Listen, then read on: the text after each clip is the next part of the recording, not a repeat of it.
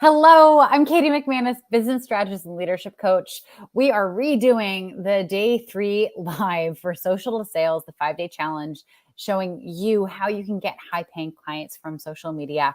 I'm learning, I just switched to Restream from StreamYard. And for whatever reason, I can't figure it out. Restream has the worst audio every time. I feel like 50% of the time that I'm going live on there, the audio is just garbled and garbagey and not good.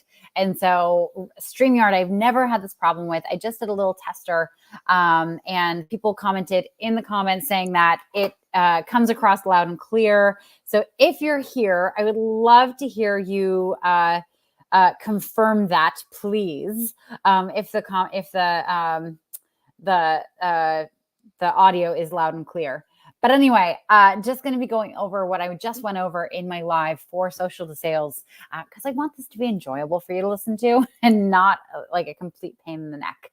Okay, so we're talking about calls to action today. Okay, so calls to action are a critical step in creating content on social media that gets you paying clients. Now, calls to action are exactly how they sound. They are instructions for people to take action to stay in your world. Okay. It's amazing. We're very simple beings. Okay. When we get simple instructions, we typically follow them. Okay. So for instance, a call to action could be, if you like what I'm saying right now, hit the like button. Or if you can hear me loud and clear, please comment that you can hear me loud and clear. Or if my audio is garbled, please tell me in the comments. Those are calls to action. Okay. I'm asking you to do something that creates some engagement between the two of us. Okay. Now, I want to talk about how calls to action show up in our real lives. The example I love talking about is we've all been out in the world and maybe been at a bar or coffee shop or at the park or whatever. And we're hanging out and we kind of meet this like attractive human. Not just like an attractive human, but an attractive human that we spark a conversation with, and kind of a funny, charming, interesting conversation to boot. And so we have this interaction with them and it's really fun. And it kind of, gives us some butterflies, but like we're showing up super cool. And all of a sudden, like the arc of the conversation or of the interaction comes to an end. Maybe their friends are like, hey, we have to go to our dinner reservation, or they finish their coffee and they have to hit the road, or, it's just time to leave the park. Now we have an option here. We have a choice. We can say, hey, I would love to meet you again. Do you want to exchange phone numbers? Or do you want to like and follow each other on Instagram? Or, hey, I don't know what you're doing tomorrow, but would you want to go for a beverage somewhere? You can make a call to action to continue that relationship. Now, here's what happens in real life most of the time. We chicken out. We chicken out because we're afraid of hearing no. We're afraid that this person is not going to be interested in meeting us for a beverage or exchanging phone numbers or whatever. And so we just let it pass us by. Now, we do this in our personal lives and we also do this in our work lives. Okay, we do this in our businesses and we can't do it anymore. Because here's the thing, that other person is probably wondering the same thing. Should I ask for their phone number? Should I invite them to go for a drink? Should I do this? Or maybe in the social media world, like, wow, this seems like a really, really amazing business owner. I kind of need their service. Should I ask them if I can hire them, or like what the process is to hire them? But then we get in our heads, we're like, oh, well, if they're not asking me, then they're probably not interested. Or maybe they're not accepting clients, or maybe they have a boyfriend or a girlfriend. We make up all these different things and we get really self-conscious. So you as a business owner, you have to set your self-consciousness aside to extend that invitation for your clients to come in the door and become your clients. Otherwise, they may not know that you're accepting clients. They may not know that you want to work with them. You get to be excited for them. You're not coming on too strong. Okay. So a call to action is basically an invitation into my world. And they can be really light to continue this conversation, to continue the interaction, or they can be very direct. Okay, so a really light one would be, for instance, an Instagram video where I'm doing something, I'm telling you something, and then at the end I say like and follow for more. Okay, just like and follow. All you have to do is click the heart and then click the follow button. Super simple. And then you get to continue scrolling on, looking at reels. Okay. It could be the same on LinkedIn. It could be the same on TikTok, wherever it is that you're showing up for your business. A more direct one would be, if you do this post and you describe all the problems that your ideal clients have. You say, hey, by the way, I work with people who are in this shit situation all the time, and we get them out of there. And if you're in this shit situation right now and you don't want to be, book a call with me. Okay. Now, here's the key. You can't just say, book a call with me. You have to tell them exactly how they book a call with you. Book a call with me. There's a link in the comments, or book a call with me. There's a link in my bio, and tell them which link it is. Okay. Because we are overwhelmed already. We're on social media trying to distract ourselves from all the things in our life that are overwhelming us. We also have a shit ton of decisions that we make every single day. Thousands of decisions that we make throughout our day. Okay. We can't put more responsibility and choices on our ideal clients if we want them to become our clients. We have to make it very simple for them. Okay. So part of making a good call to action is also telling them like what the process is like on the back end. Okay. Because people are very hesitant to sign up for stuff unless they know exactly how it's going to go. Okay. So for instance, if I were to tell you to go and buy a banana,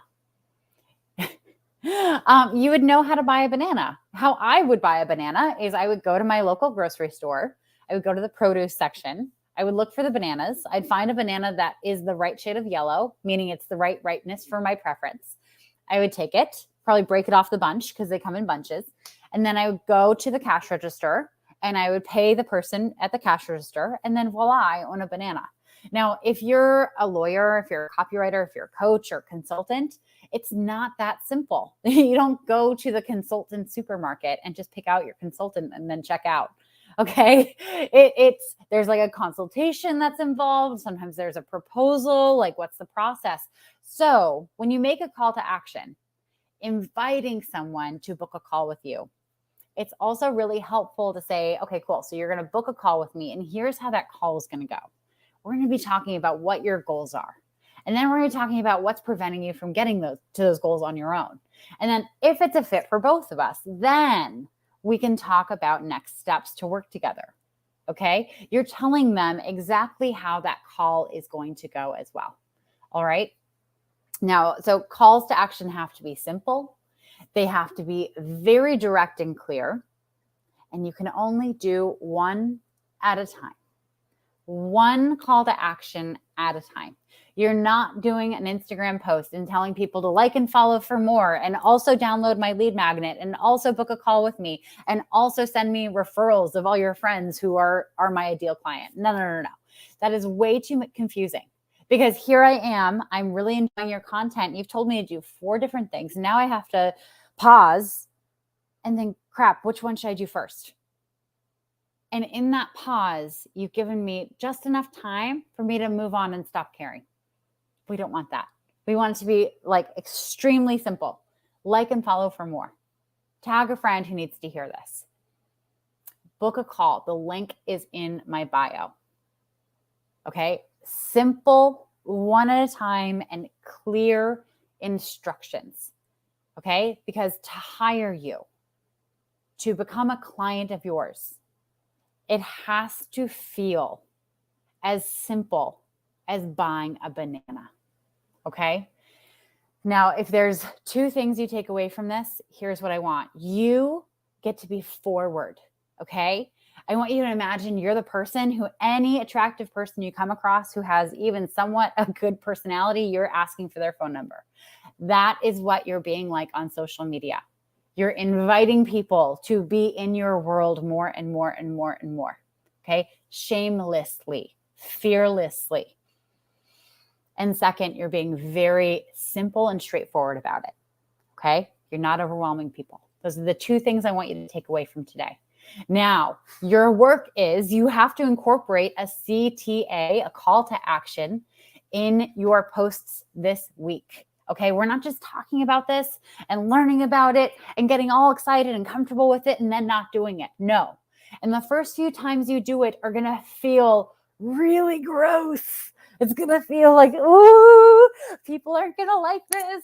And they're not going to like me. And they think I'm being bossy and promotionally and all the things. I'm going to come across as so salesy.